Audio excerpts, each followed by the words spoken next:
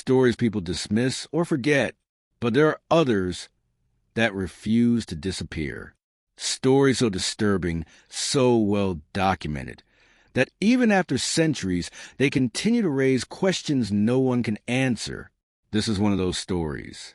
It begins in the early 1800s in a quiet, rural area near what is now Tennessee, a place of farmland, open fields, and simple living, a place where nothing unusual was expected to happen, but something did, and it would become one of the most terrifying hauntings in American history. It started with a family, the Bell family. They lived a normal life, hard-working, respected, known in their community. Nothing about them suggested they would become part of something so strange, so unexplainable. At first, the events were small, almost easy to ignore. Strange noises, faint sounds in the walls, scratching, tapping, knocking, mostly at night, when everything else was quiet. At first, the family tried to explain it. Maybe it was animals. Maybe the house was settling. Maybe it was nothing. But the sounds continued, and slowly they became louder, more frequent, more deliberate. It didn't sound random anymore. It sounded intentional. Then came something even more disturbing. The feeling. Members of the family began to feel like they were not alone. Even when the house was empty, even when they were by themselves, there was a presence, something unseen, something watching. And then it made itself known. The entity began to interact, not just through sounds, but physically. The Bell children were the first to experience it. They reported being touched, pulled, their blankets yanked off them while they slept, hair being tugged, slaps appearing out of nowhere.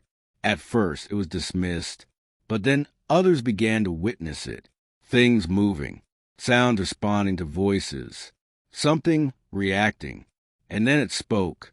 That's when everything changed, because whatever was in that house was no longer just a presence. It had a voice, clear, intelligent, and aware. It could speak.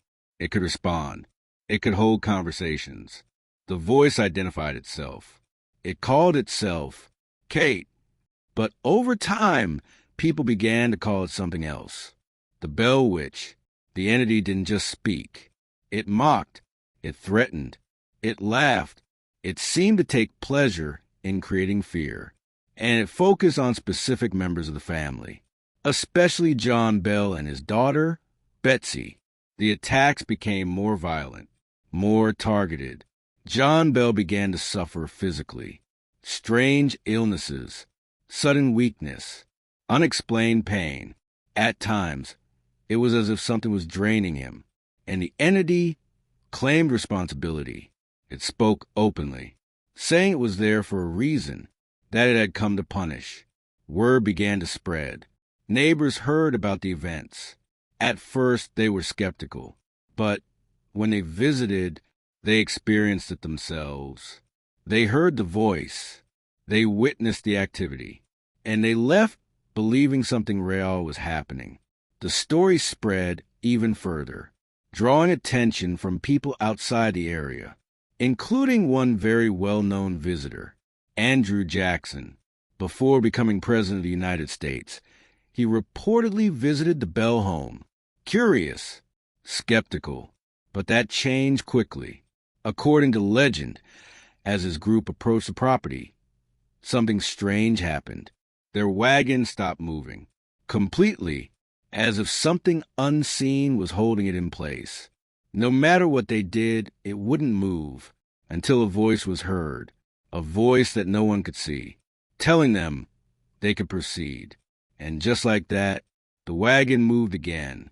Jackson is said to have witnessed the events in the house, and later stated he would rather face an enemy in battle than encounter whatever was inside that home again.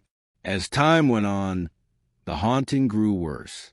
The entity became more aggressive, more controlling, more present. It would speak at all hours, sing, whisper, scream. It knew things it shouldn't know, personal information, private conversations, events happening miles away. It was as if it had no limits. And then things reached a breaking point. John Bell's condition worsened. Rapidly, he became weaker, unable to function, and one day he was found unresponsive. Near him was a small vial, a dark liquid inside. No one knew where it came from, but the entity spoke. It claimed responsibility, saying it had given him the substance, that it had ended his life. John Bell died shortly after, and the entity celebrated, laughing, speaking openly about what it had done. After his death, something changed. The intensity of the haunting began to fade, slowly, gradually, until eventually it stopped. The entity was gone, but not completely, because before it left, it made a promise. It said it would return years later, and according to some accounts, it did, but never in the same way, never as strong, never as violent, still enough to keep the story alive. To this day, the legend of the Bell Witch remains. The land where it happened still exists. The cave nearby still draws visitors.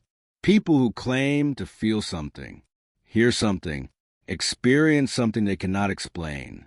Some believe the entire story was exaggerated, a result of fear and imagination, but others are convinced something real was there, something that spoke, something that acted, something that left a mark on history. Because this wasn't just a story told in whispers. It was witnessed, shared, documented, and remembered. And that's what makes it so unsettling. Not just what happened, but how many people experienced it, how consistent the details were, how impossible it is to fully explain.